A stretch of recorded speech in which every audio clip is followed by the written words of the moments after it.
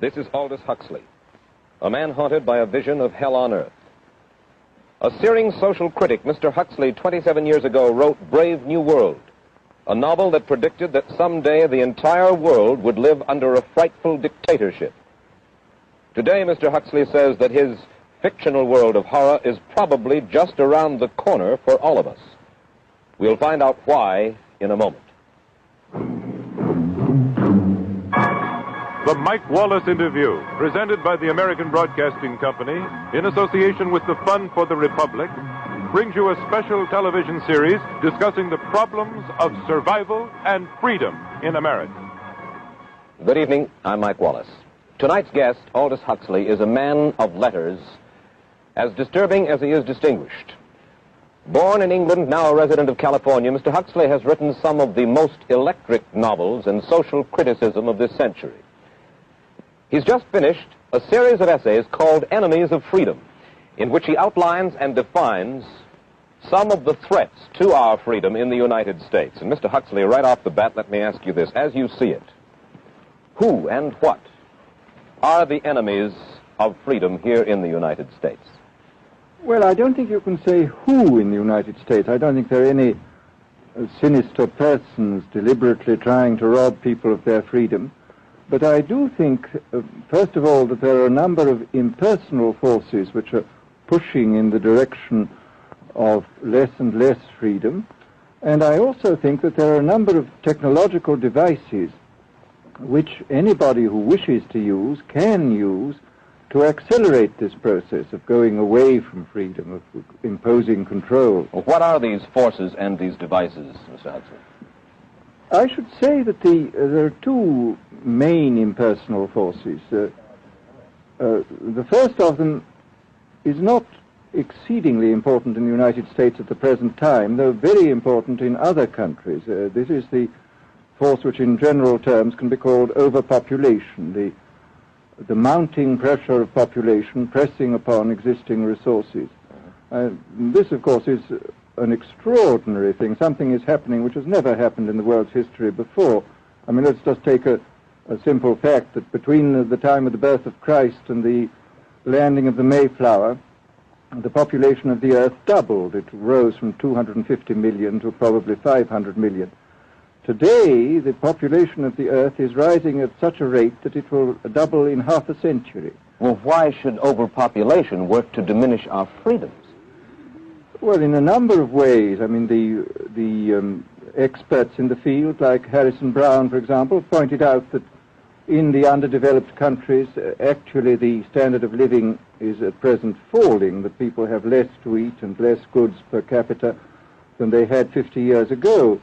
And as the position of these countries, the economic position, becomes more and more precarious, obviously the central government has to take over more and more responsibility for keeping the ship of state on an even keel. And then, of course, you're likely to get social unrest under such conditions, with again an intervention of the central government. So that I think one sees here a pattern which seems to be pushing very strongly towards a totalitarian regime. And unfortunately, as in all these underdeveloped countries, the only highly organized political party is the Communist Party, it looks rather as though they will be the heirs to this unfortunate process, that they will step into the position of power. Well, then, ironically enough, one of the greatest forces against communism in the world, the Catholic Church, according to your thesis, would seem to be pushing us directly into the hands of the communists because they are against birth control. Well, I think this strange paradox probably is true. There is it's an extraordinary situation, actually. I mean, one has to look at it, of course, from a biological point of view. The whole essence of biological life on Earth is a question of balance, and what we have done is to practice death control in a most intensive manner without balancing this with the birth control at the other end. Consequently, the birth rates remain as high as they were, and death rates have fallen substantially. All right, then. So much for the time being, anyway, for overpopulation. Another force that is diminishing our freedoms. Well, another force which I think is very strongly operative in this country is the force of what may be called over-organization. As technology becomes more and more complicated, it becomes necessary to have more and more elaborate organizations, more hierarchical organizations. And incidentally, the advance of technology has been accompanied by an advance in the science of organization. It's now possible to make organizations on a larger scale than was ever possible before.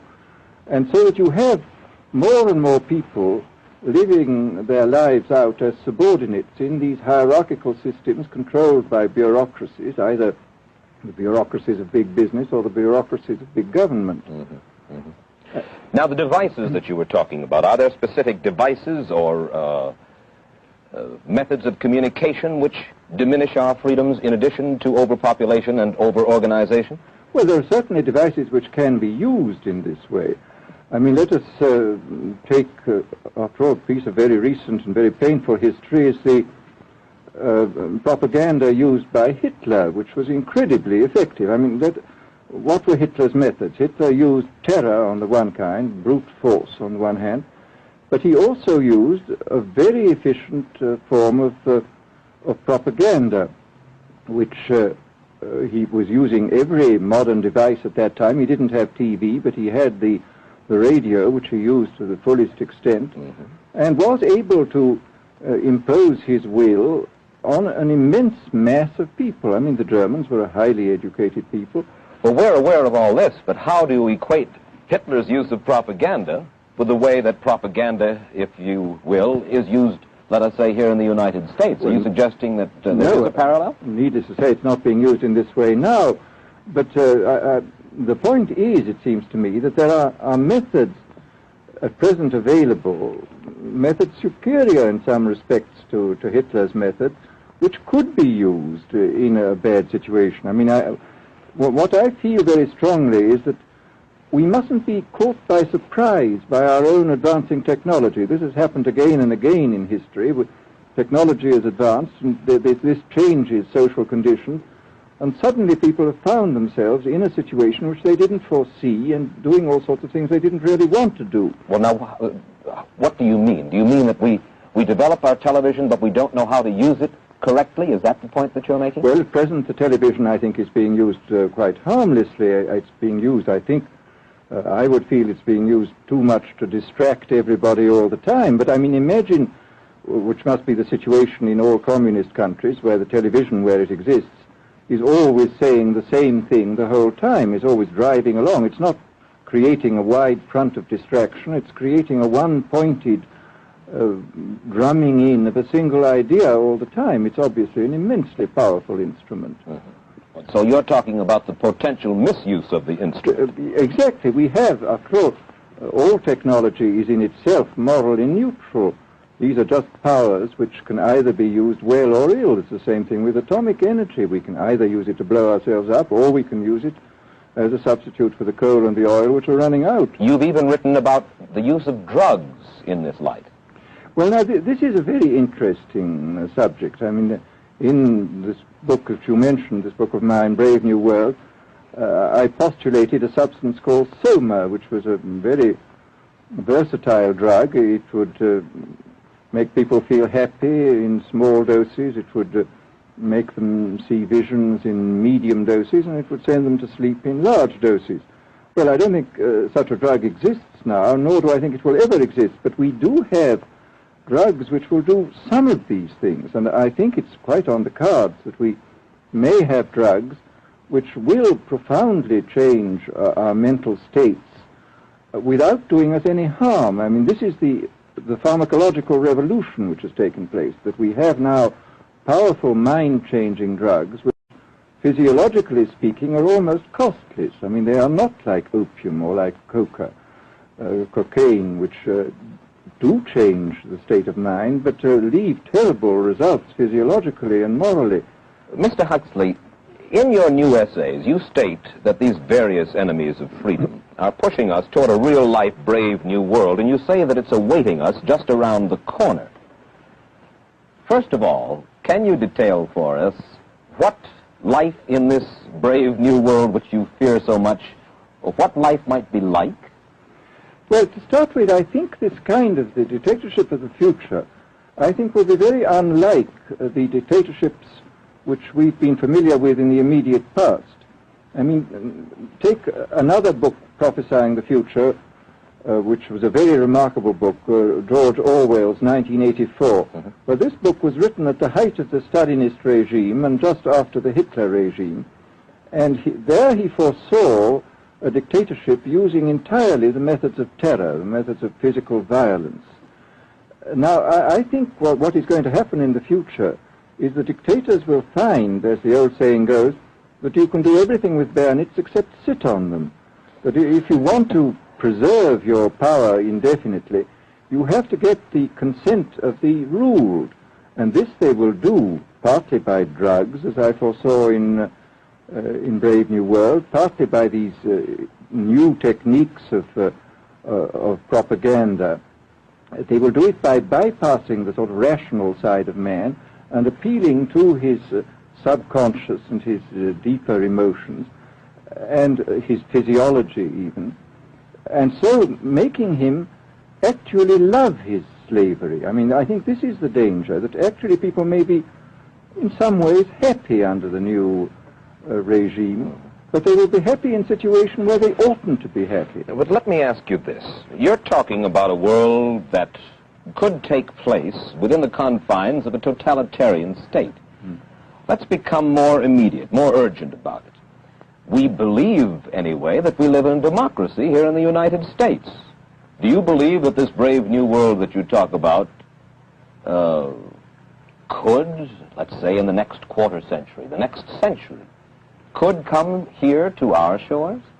I think it could. I mean, that's why I feel it's so extremely important here and now to start thinking about these problems, not to let ourselves be taken by surprise by the new advances in technology. I mean, for example, in regard to the use of the drugs, we know there's enough evidence now for us to be able, on the basis of this evidence and using a certain amount of creative imagination, to foresee the kind of uses which could be made by people of bad will with these things, and to attempt to forestall this. And in the same way, I think with these other methods of propaganda, we can foresee and we can do a good deal to forestall. I mean, after all, the price of freedom is eternal vigilance.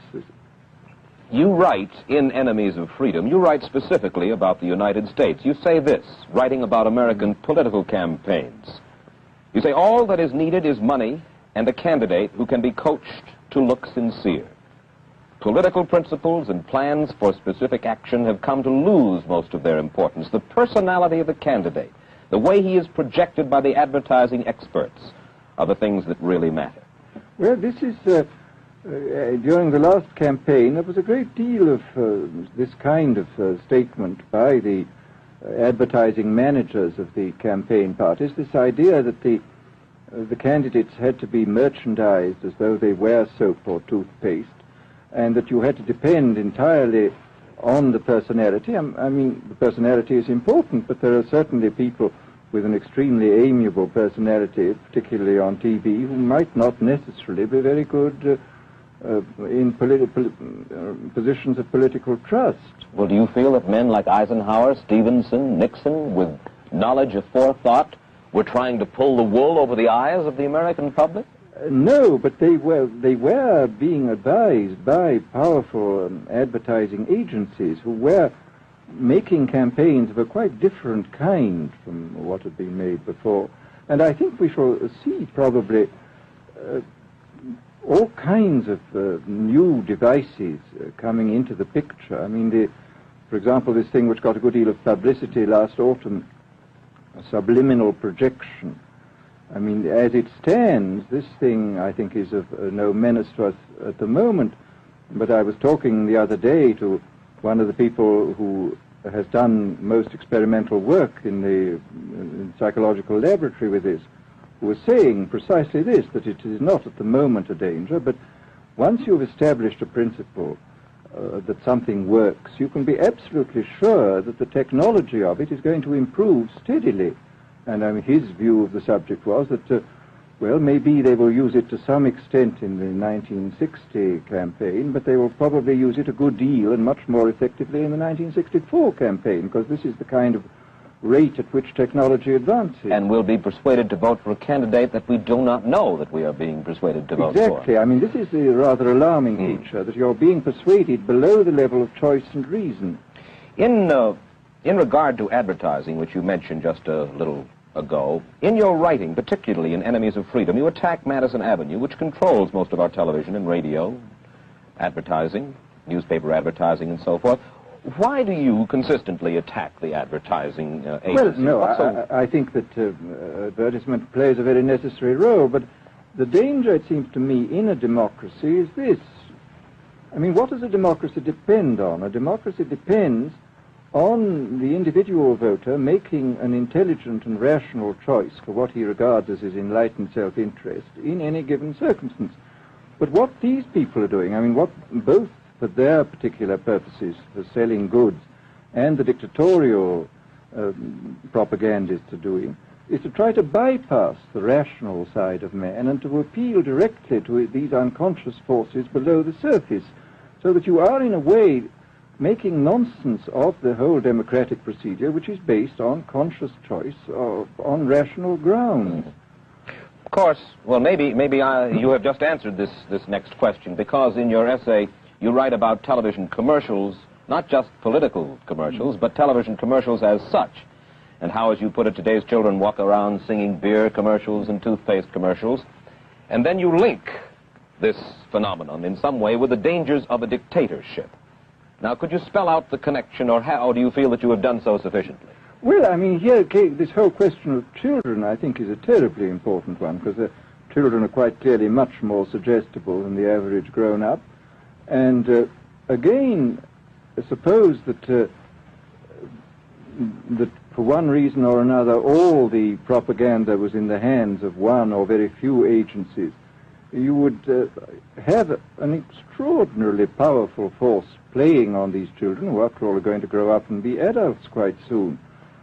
I do think that this is not an immediate threat, but it remains a possible threat. And you said something to the effect in your essay that the children of Europe used to be called cannon fodder, and here in the United States they are television and radio fodder.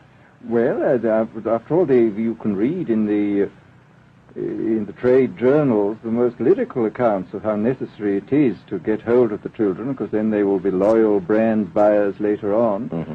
But, I mean, again, you just translate this into political terms. The dictator says they will be loyal ideology buyers when they're grown up. We hear so much about brainwashing as used by the communists. Do you see any brainwashing other than that which we've just been talking about that is used here in the United States? Other forms of brainwashing? Not in the form that has been used in China and in Russia, because this is essentially the application of propaganda methods, the most violent kind, to individuals. It's not a shotgun method like the advertising method. It's a way of getting hold of the person and playing both on his physiology and his psychology till he really breaks down, and then you can implant a new idea in his head. I mean, the descriptions of the methods are really blood-curdling when you read them, and not only the methods applied to political prisoners, but the methods applied, for example, to the training of the young communist administrators and missionaries. They receive an incredibly tough kind of training, which causes about 25% of them to break down or commit suicide, but produces 75% of completely one-pointed fanatics. The question, of course, that keeps coming back to my mind is this. Obviously, politics in themselves are not evil. Television is not in itself evil. Atomic energy is not evil. And yet you seem to fear that it will be used in an evil way.